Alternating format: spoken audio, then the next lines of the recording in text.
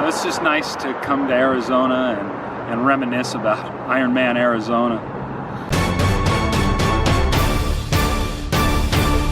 But really, there's this phenomenon, I guess you could call it a phenomenon, called post-race depression. I mean, it sounds kind of silly. It sounds like I made it up, but it's actually true. A lot of people really get into this like depressed kind of state after a big race, and I'm talking a big race where you spend months or a year or more building up to it, and then once the race is done, nothing is going on, and you're sort of left in limbo. Like, what do I do now?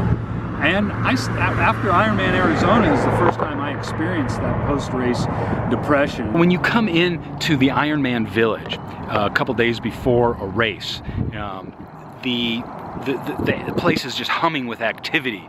You know, the atmosphere of the event is electric. The energy is really up there, and you feel really good. There are people all over, tables and booths and tents all around, and it's just, it feels really great. But then after the end of the race, you cross the finish line, and the next day, or the next couple of days, they begin to take everything down. They pack up the facade, so to speak, and move on.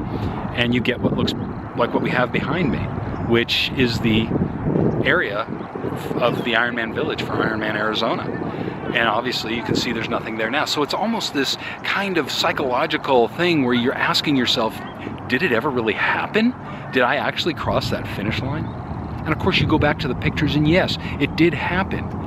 But it was only there for that fleeting moment, and then everything is packed up and taken away until the next year. So the key that I've found that works the best for preventing the post-race depression is to have something to look forward to before you even get into the big race of your choice. You know, really sign up for another race.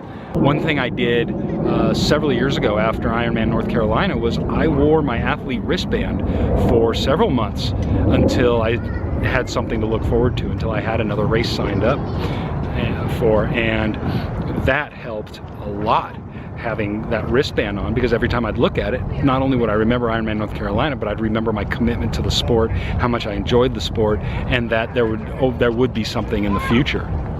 All right, well, that's about it for this episode. This is LG for TriRiot saying stay to the right, pass on the left, keep on smiling.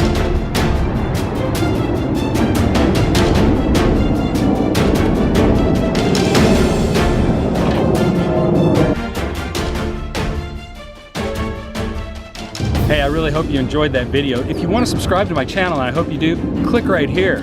Now to see that video where I talk about the wristband, click here.